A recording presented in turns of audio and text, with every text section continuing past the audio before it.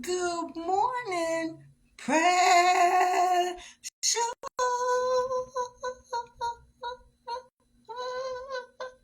Wah, wah, wah, wah. How you doing, baby? Happy Friday.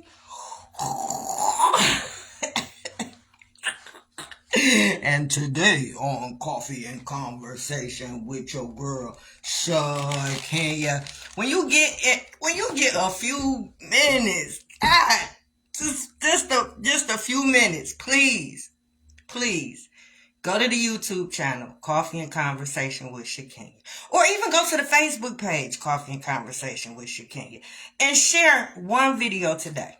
Just do that for me. Just share one video from Coffee and Conversation. Sift through. Find one that hit home. Find one that makes sense. Find one that you like, right? Please. Just one time. Just one time for your girl.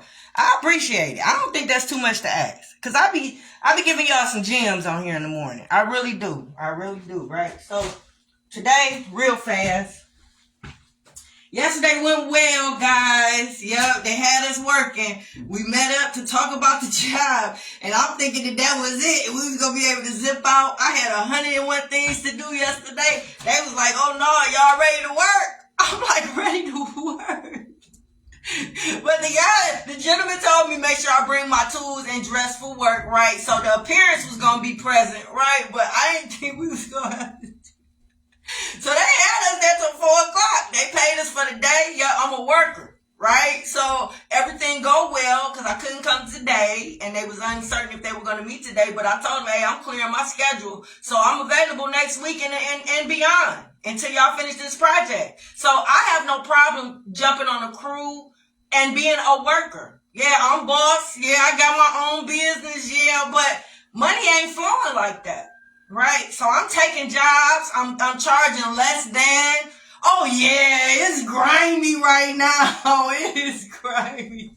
It's grimy. You got some drywall work for me. You need a paint job. $50.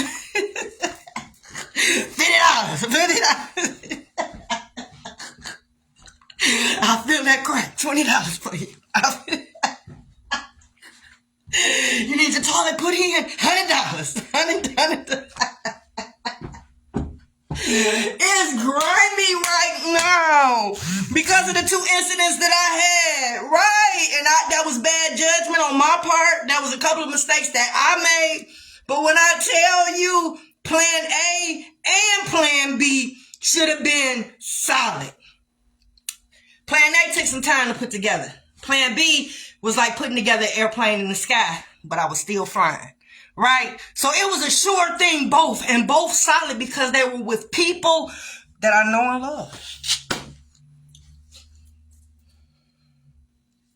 Not because I did something wrong to the point of and that I missed. No, it was with people that I know and love. Plan A was my kids. Kids that I raised, kids that I gave birth to, kids that I carried for 9 months, kids that I stopped smoking weed for. Oh man, I stopped smoking immediately. Well, not immediately. When I seen the test, I finished the blunt and then I put it out. And then it was like I didn't smoke again during pregnancy, right? I didn't do nothing, right? But the fact that so it was with my kids, so nothing should have never went wrong there. So for my baby daddy to turn that baby against us, that was all wrong, all bad, destroyed everything of, damn near everything of plan A. So the remnants that I was able to scrape up and carry and put together and piece together to build this plane was plan B. And plan B was going just so well. Oh my God. And again, somebody that I know and love and trusted betrayed me and stabbed me in my back, right? So I'm left on the flat. I'm left on my back. I'm left with my back against the wall. I'm in the corner and I'm in this shit by myself, right? I'm in this shit by myself, right? So when I tell you going in on a crew as a worker, ain't nothing beneath me when it comes to taking care of myself, taking care of my family, standing up. So yeah, I'm there. I'm going to be there every day until this project is over, right? So it's an apartment complex. about 30 units, about 4 or 5 of us working. They paired me up with a dude. We was good. We went to our 2 units, cleared them out by 4, got our pay, we out, right? I appreciate the brother that pulled me in. Right? Because it's a lot. I don't know if y'all know that or not, but by me being a girl in this male-dominated field, it's a lot, right? So I got to prove myself and then some. Right? I got to come up behind somebody else's work and let them know what I'm about. Right? So it's a lot. So for me to have to jump through so many hoops and recircle and do stuff over and do the dance, and I'm there though. Right? So I'm gonna hurry up, y'all. I'm gonna hurry up. We still raising our daughters, but when you get a chance, get a copy of my book, Dysfunctional Family Not. Talks about a lot of the stuff I talk about here on Coffee and Conversation. You can get it from lulupublishing.com. You can get it from Amazon, and you can get it from Urban City Publishing. Dysfunctional Family Not. So in our series, we still raising our daughters. We are in part 99. I know we rolling, baby. We is rolling. And where are we? Let me find it. Give me a minute. I know we done came so far. You like 99?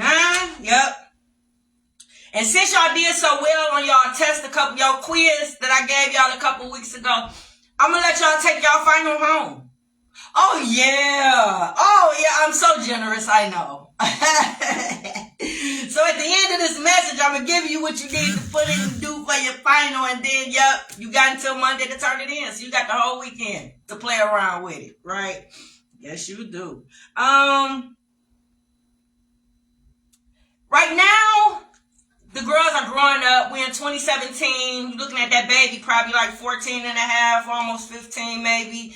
So the oldest is 18, somewhere around up in there. You do the math, right? So I hate to say it, but I'm having the same conversations with them because, as you know, the baby's dipped into the man pool, right? So conversations that I shouldn't be having with her for 4 years prior, after, I'm having now, right? But it's better to have it now than not have it and your baby just out here, right? So when you notice, or you know that your daughter is sexually active, you know that your daughter is dating dudes and sneaking around and doing little stuff, the first inkling that you hear or see, you have to sit her down and start having conversations with her about sex. I know it's an uncomfortable situation, an uncomfortable conversation to have. You don't even want to even think about your baby. But you cannot not think about your baby out here having sex. You cannot not think that your baby is not out here doing this and doing that. You can't be one of those parents that say, oh no, not my baby, right? No. Soon as one sign that you see her looking at boys too much. You see her, she's starting to lie. She's starting to do little stuff to make you think that she's doing others. You got to sit her down and talk to her about boys, and you got to talk to her about sex. She has to know about protection. She has to know about infections, diseases. She got to know how to take care of that pocketbook. You got to talk to her about taking care of that pocketbook, right? Right? So at this point, I hate it, but I'm doing it. I'm talking to both of them about boys, and I'm putting both of them up on game. Oh, yeah. Oh, yeah. You can't send your little girls out here in the world in the den of wolves with no weapons, no protection. Oh, my God. Are you crazy? Oh, yeah. My daughters are gorgeous. Oh, fix it, Jesus. Yeah, they need to know how to fight them off. Oh, yeah, they need to know how to fight them off. And I'm not saying that just because they're my daughters and they look just like me. If I was to see them in public and didn't know who they are, I would walk up to them and compliment them on how gorgeous they were. And I would ask them if they model. And if they didn't, I would encourage them to do so. Both of them, whether they was together or separate. That's how pretty they are, right? Yeah, no exaggeration. Yeah. The oldest, she has this caramel complexion to her, like she just had a tan, right? She got a California, I used to call it California glow, because it's like a caramel complexion with a red tint. Like she got that perfect tan, right? She's tall and slender. Yeah, she has the perfect little build for anything, any clothing. She can wear anything. Her body is active. It's like a athlete. Yeah, she's built like an athlete. She has eyes. Her eyes are green, but they change colors depending on her mood, right? So you might be looking at her and they green, and then they turn hazel on you. You like, wait, hold on, shapeshifter. What are you doing? But no exaggeration. And she got an African nose. She got a Michael Jackson nose when he was original. I'm going to see the movie. Yeah, she got that original Michael Jackson African nose. So black all the way live, right? But those other features will throw you off. And her hair color is the same color as her skin, right? Yeah, no exaggeration. You would stop her too if you seen her in the street, right? So the baby, light skin like me, fair complected, even lighter than me if that's possible, right? My little cousin used to call her transparent. So like, light skin. He said if I had another baby, she would be invisible. He said that oldest baby, he always called her the neighbor's kid. I know, that's what family do. That's family, right? So that oldest, that baby though, yeah, she light skinned, she has high cheekbones, and she has slanted eyes. So it gives you like Indian / Asian / light skin / mix, because she got the pretty, a lot going on with her, but gorgeous. Yeah. They both have natural long hair, pretty hair. I mean, it's just so much going on with them that, yeah, if I'm about to send them out here in the world and knowing that they're going to be attacked as soon as they walk out the door, yeah, they got to be equipped. They got to be equipped with some type of ammunition, some type of armor. Fix it, Jesus. They got to know how to fight. So I was teaching them Kung Fu. Right. I was teaching them all martial arts. I was teaching them how to wrestle. I was teaching them. Fix it, Jesus. Fix it. Fix it. I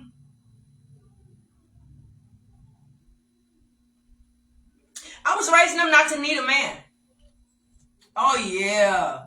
I was instilling in them and wanting them to have the desire to want one, because I would love some grandbabies. Yeah, I already got some, but I would love some grandbabies from them, right? Yeah, so, teaching to have the desire and the want, but not so much the need. Oh, yeah, I know. I was raising them to be independent.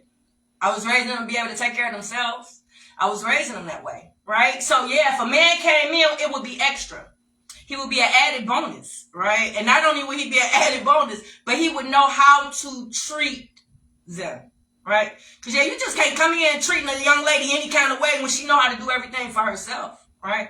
I was teaching my babies how to build, how to fix stuff, how to work, how to earn their own money, right? So teaching them money management skills, starting a business and putting them in it. So teaching them about entrepreneurship, teaching them about the importance of home ownership. Yeah, credit, teaching them the importance of credit. All that was important. And the children were learning that, right? So in 2017, just know that they were learning all of this, right? So they were engrossed in that life. So it would be something mentally that they just know this is what to do, right? Fix it.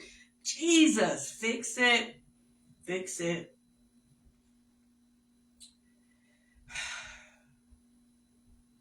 I know. They were pretty with no makeup. I know. Oh, fix it. Jesus, fix it.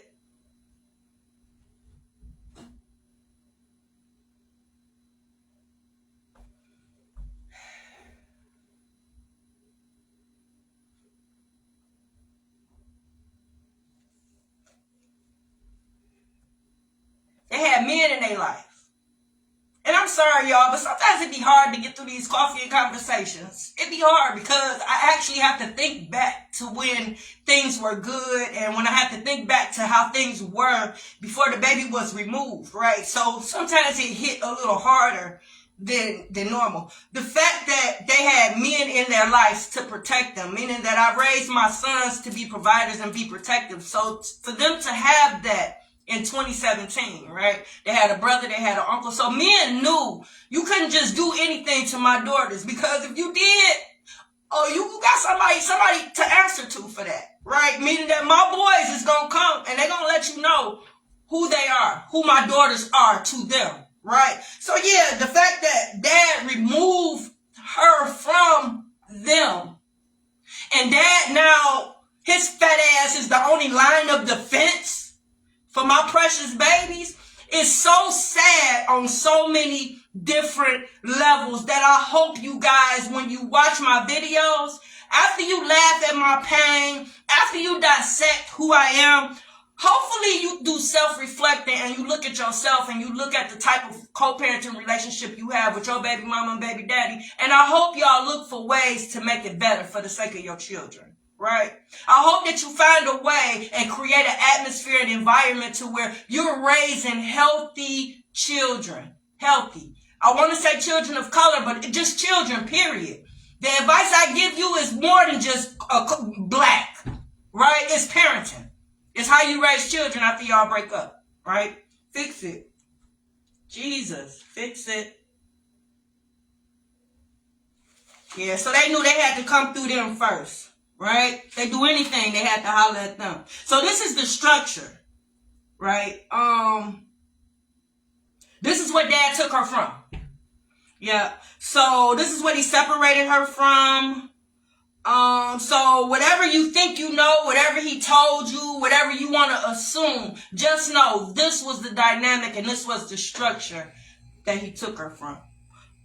Fix it. Jesus, fix it. This was our hut in the village. Yeah. This was our hut in the village. Yeah. Fix it. Jesus, fix it. I'm raising them to be little ladies. I'm raising them to know their place in the world. Yeah. I'm raising them to know what's ladies' work and what's men's work. Because I do it all. Right? So it has to be a distinction and they has to know. Right? Fix it. Jesus. Fix it. I'm even teaching them their place when it comes to being with men. Because although I'm teaching them to be independent, I'm teaching them to know the structure of man and woman.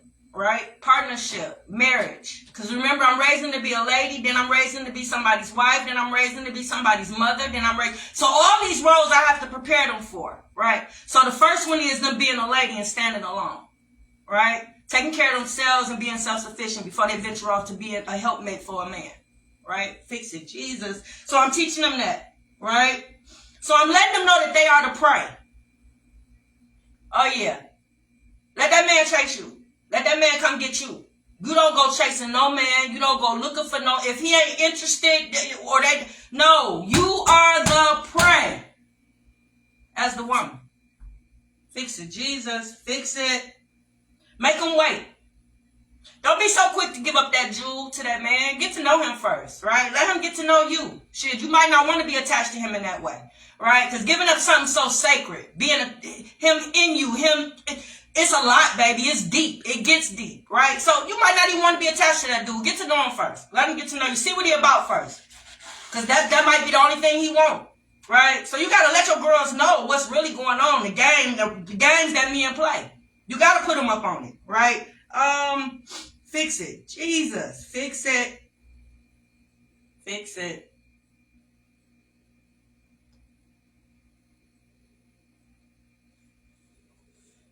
Dudes that's in relationships is off limits. Yeah. I don't care what he telling you. I don't care what's going on. If he married, he off limits. If he live with somebody, he off limits. If he say he got a girlfriend, he off limits. It's more fish in the sea. It's other dudes out here. Let that girl have her man, right? Because if he trying to get you, he ain't shit anyway, right? So the way you get him is the way you lose him, right? So little stuff like that, you got to put him up on game. You got to let him know. Ain't shit he can tell you if he living with somebody. I don't care how he sauce it up. I don't care how he spice it up. We in separate rooms. She upstairs. I'm at downstairs. Ain't nothing he can tell you if he living with somebody. Nothing. Ain't nothing he can tell you if he married. Nothing. So that means don't even entertain that shit. Nothing he can say, right? So, yeah, you got to tell them stuff like this, though, so they'll know, right? Don't sleep with your family members' mates. Boyfriend, girlfriends, baby daddies. Yeah. They broke up. Let them stay broke up. He's still your fam. Yep. They got children together or they ever been together. He's still your fam. He fam. Treat him like family. Yep. So don't sleep with your family members, mates. And don't sleep with your friends' boyfriends.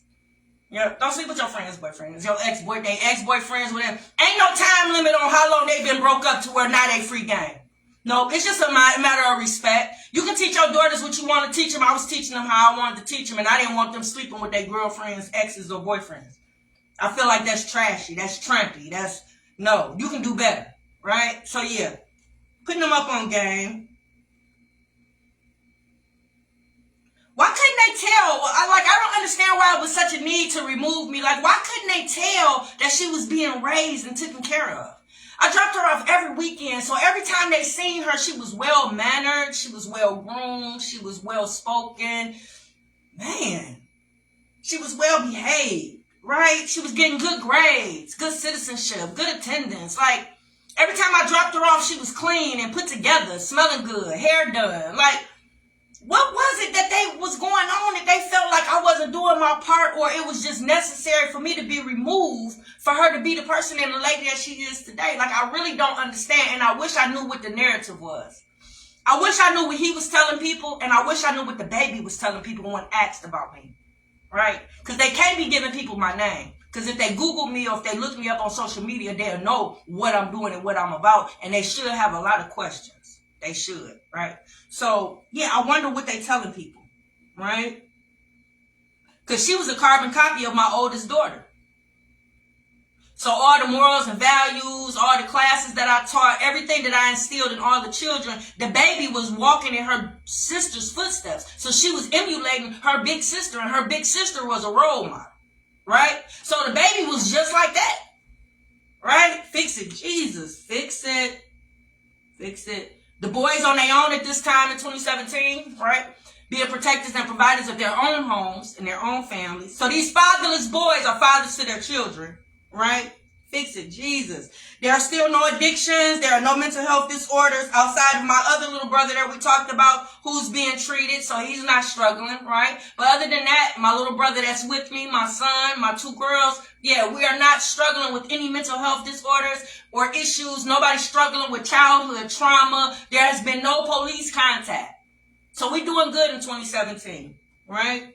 The baby's still in our life. We thriving. Business is growing, right? We're filming for the trailer for the book, right? The youth program is featured on the news now. Yeah, we're doing good. The radio show is popping. I'm traveling now. Yeah, I'm interviewing people from the Michigan area. My first interview, I'm in California interviewing Angela Means in her cafe, in her restaurant, Jackfruit Cafe, right? So the radio show is moving, right? Got an award for it. So we're doing pretty good as a family unit, as a team right about now, right?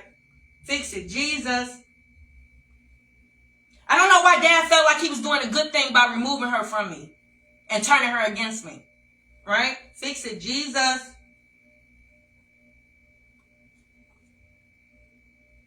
Yeah, there was no cause for alarm. Yeah. But for me to be sized up to not doing nothing, yeah, I don't know.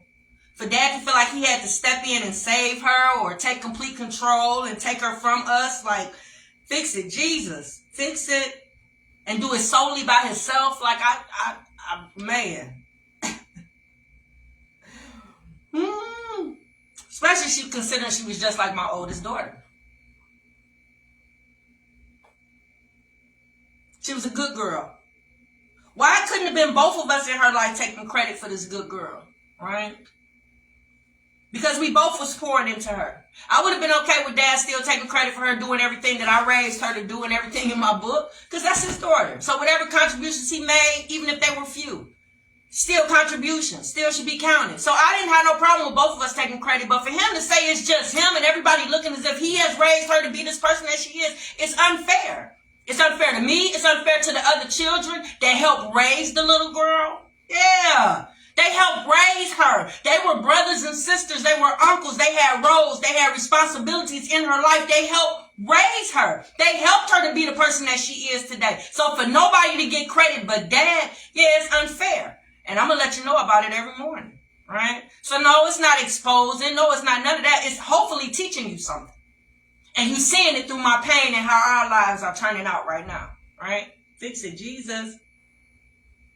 Yeah, I would love to know what they telling people. Why my good reputation had to be ruined, right? Why my legacy had to be tarnished, right? I was working so hard. I was working so hard on everything that I'm doing. You don't do stuff like this and get stuff like that by just sitting on your ass and not doing nothing. This is all from work. I'm going to class every day to get this bachelor's degree. I'm attending seminars and different to get these certificates and stuff. I had to take time to write this book. I have to do a lot to present and market my radio show for you guys to come on. I had to do a lot to be recognized to have an interview on our local news station for my youth program. That's a lot of connections, a lot of meetings, a lot of late nights staying up, working on a business plan, doing a lot. It's a lot for my cleaning company to still be going, and I started it in 2014.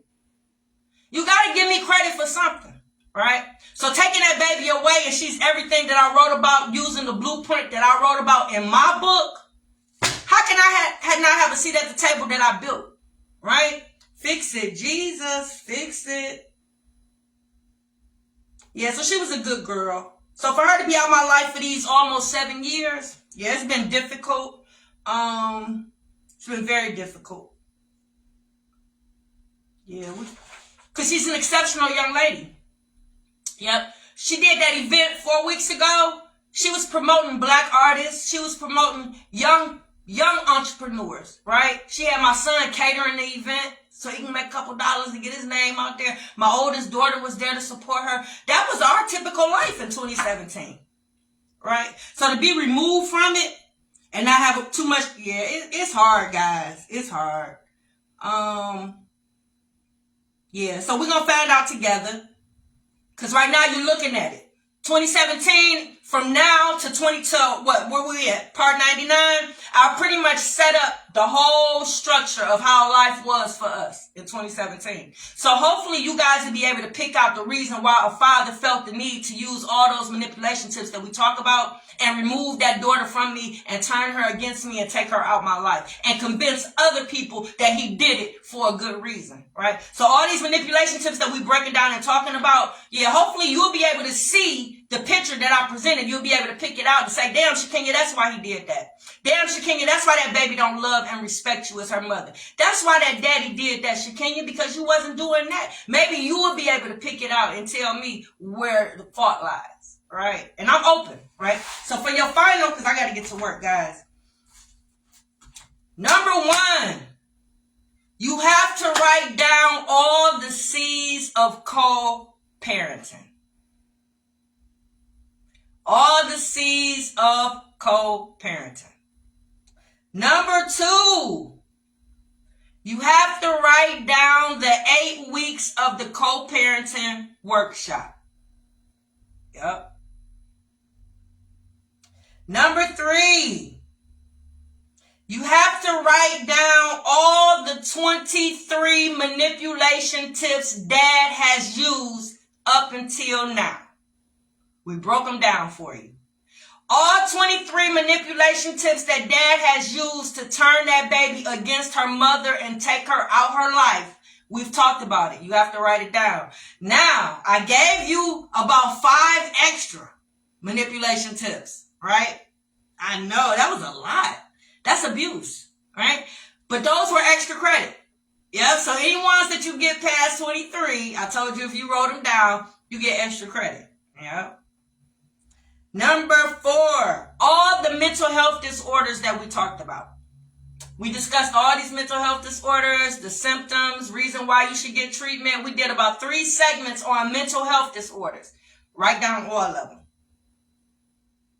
And then it was 3 things that I said every video that the children had alike or the same.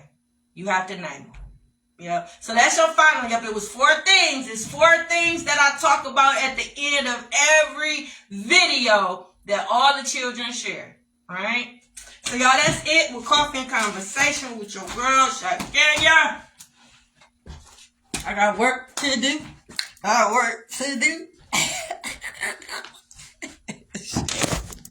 Hey, Miss Tanya. Hey, Jaworski. Hey, Sandra. How y'all doing? Mwah.